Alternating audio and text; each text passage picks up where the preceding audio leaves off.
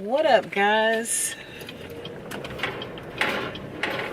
If you all were included in our little live that we had yesterday for Saturday, you would have known we visited an Italian cemetery over here in Ybor. And while we were visiting it, we found a mausoleum that we noticed it had multiple family members that passed the same day. Well, it intrigued us a little more to find out some history on that family. And it was just so ironic because earlier that day we were talking about mental health and how important it is, and if you know anyone in your family that needs any kind of help, to please get them some help. But we stumbled on this mausoleum, the Licata family, and Mike looked up the history and it said that there was a massacre. Well, the oldest son murdered his family members, come to find out. So I'm gonna tell you the actual story. I'm gonna put it in here and give you a little bit more details on it. So it's current day at Drena. I wanted to come on here and tell you a quick story about the Licata family that I had found out through articles. There's multiple articles online, so all this is public record, of course, that talks to you about this case. And it's so disturbing. It was known for this young man to have mental problems. The family thought that they could help him. They thought that they could save him. And unfortunately, they didn't know how bad he was, because after a night of hanging out with his friends, he came home and he killed his whole family. He basically took an axe and he started with his father, who would sleep in the front room of the house to protect the family. In the article, that his father used to sleep in the front room knowing that his oldest son was out and that he would be returning to the home. So if anything happened to the family, he would be able to protect that family. And he slept with a gun between his mattress and the frame. So he started with his father, and then his mother and his brother and his sister and his oldest brother. His oldest brother, the 14-year-old, when he was found the next day, the morning of, he was still alive, actually. And he suffered multiple axe wounds, but he still was alive. They took him to the hospital. He ended up passing away at the hospital. He even killed the family pet. He said he had a dream. He said he came home, he had a dream that his parents ripped off both of his arms and replaced them with some type of hook or rubber hooks. And he said he went around and he whacked him on the head with this rubber hatchet or whatever he thought in his dream that he had. Well, that wasn't a dream, of course. I don't know if he was hallucinating or whatever the case was. Later on, they did do a drug analysis to determine that he didn't have any weed in his system at the time that this crime was committed.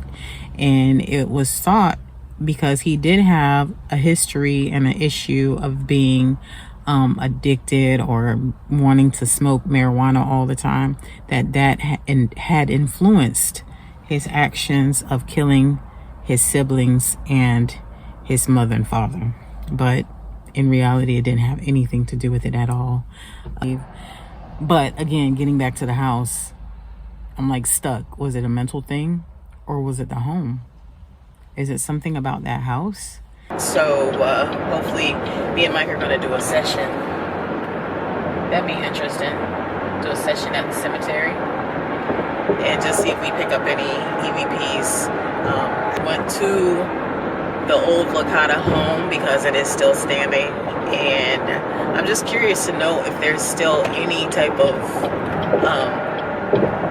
reoccurrence going on in the house as far as like spiritual activity, paranormal activity, anything of the sort. I'm sure there is. I did find a news article as well from the previous owner of the house, and he did mention that he hears like knocks and things in the house that are unexplainable.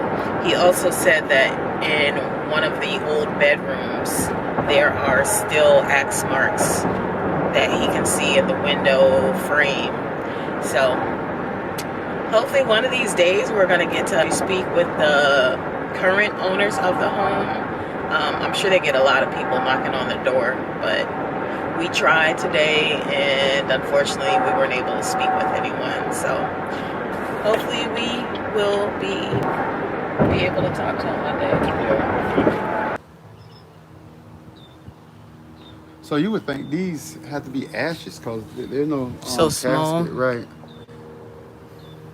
Licata died October 17th. 1913. Rosalia and is that Michelle? Michelle? It's a man. Yeah. But they died on the same day. Huh. That's sad to lose two family Yeah. members at one time. All on the same day. She did too. Oh, really? This one down here, she was 22. Oh, wow. Providence, Licata. Yep, same day, October 2nd. Wow. And the one up top, October 17th. Oh, wow. And he was 14. So maybe it was a house fire or something. So 1, 2, 3, 4, 5. 5 family members in here passed all the same day. I don't know, but now I'm interested to find out like what happened to him. Because it looks like it could be an older son. He was 14. The younger son was 9. I'm sorry. Providence was 22. So she had to be the older daughter. And then the father and mother. That's sad. It was a massacre. It was a massacre? Mm-hmm. The Licata family massacre. Oh, wow. Yeah, the worst part about this massacre is that I guess for some reason back in those days, those times, an axe was the murder weapon's choice. Because, you know, with I think the Lizzie Borden house, they was axed to death. Same thing, yeah. And with this situation here, they was axed to death. Yeah. So, and there's also... And it goes back to the fact he was smoking weed and plus drinking moonshine, so they think that had something to do with it. But on top of that, his cousin killed his dad. So it's like a family curse thing, in a sense, you might want to say. Not really. Well, it was a mental health problem. Obviously, he had mental health issues. It also goes back to his mom and dad were second cousins. And back then, I guess that was normal for relatives like that to marry and have children. And maybe he suffered from something genetically because of that. And Yeah, but why would his cousin would have killed his father as well? I don't know. See, that's why I said why I said it could have been a form of a curse. Well, it could be a form of a curse. You see, a lot of people don't understand curses can go back for generations and still affect the generation of today. You know what I mean? And see, a lot of people don't understand that. But your family could be cursed for something that happened way back in the 1800s, can still affect your family today. You know what I'm saying? So, well, you know what? We'll make this a poll. You guys watch this video. Tell us what you think. Is it possibly that it's a curse, or it could be a genetic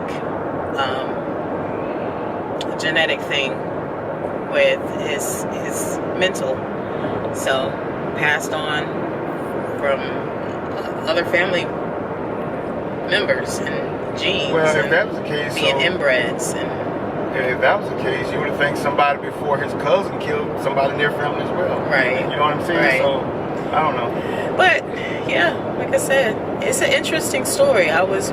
We just stumbled. It was just like we stumbled onto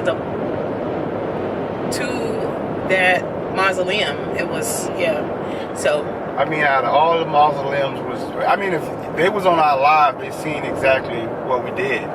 And out of all the mausoleums we was out there, we only visited a couple, and that happened to be the last one we pretty much visited before the phone went dead. but I'm just going to share this story with you guys today, and yeah, it's like I said, it's very interesting.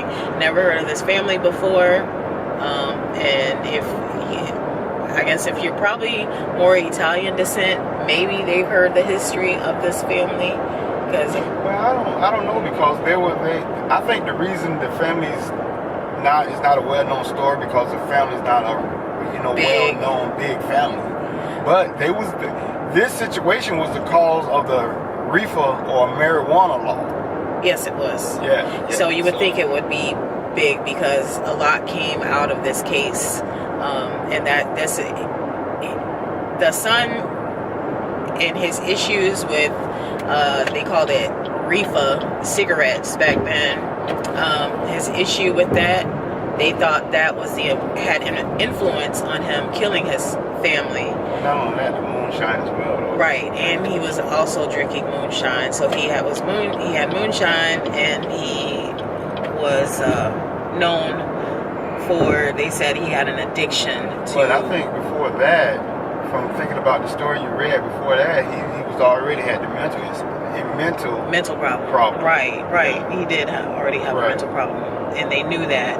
So even after he killed his family, his rest of the family didn't even want him to be prosecuted. They wanted him to actually get help. Yeah. Yeah. So yeah. Hope y'all enjoy this, guys. Do something a little different for you. We'll talk to y'all later. See you. Bye.